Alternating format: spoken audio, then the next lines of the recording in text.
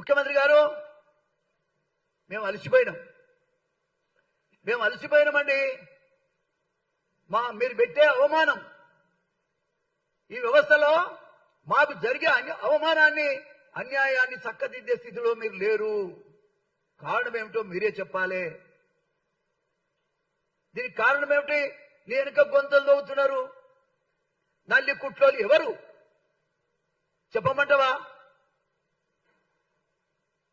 అరే ఏం మాట్లాడుతున్నావా? నీ గవర్నమెంట్ కూలిపోవడానికి చాలా సిద్ధంగా ఉంది. నువ్వు ఒక్కడే పని చేస్తే కుదరదు కదా. వర్గీకరణకు వ్యతిరేకంగా, వర్గీకరణ అయిన తర్వాత కూడా వ్యతిరేకంగా, దానికి ప్రభుత్వ నిర్ణయానికి వ్యతిరేకంగా మీటింగ్ పెడితే నువ్వేమైనా చేయగలిగావా? అసలు అవినీతి పరులను ఒక్కడినన్నా నువ్వు తీసేసినవా? ఒక్కడి మీదనన్నా నువ్వు యాక్షన్ తీసుకున్నావా? అసలు ఎవరు అవినీతి పరులు? ఈ గుంతలతో పెట్టివాడు ఎవడు?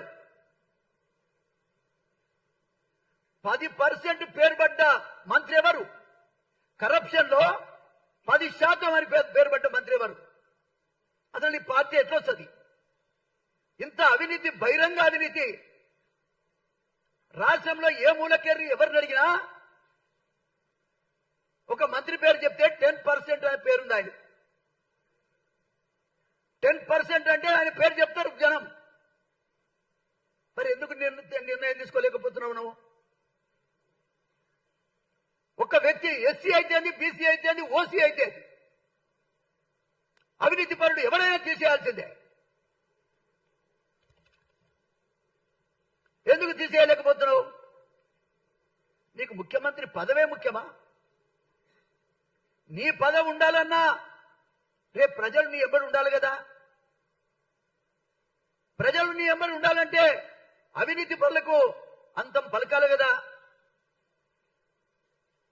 ఈ గొయ్యి దవ్వుతున్నాడు ఎవడు? ఇంత అవినీతి పరుడు ఉన్న ప్రభుత్వం ఎట్లా నడుస్తుంది? ప్రజలలో ఏమున్నది నీ గురించి, ఈ గవర్నమెంట్ గురించి? నేనంటా ఉన్నా ఇవాళ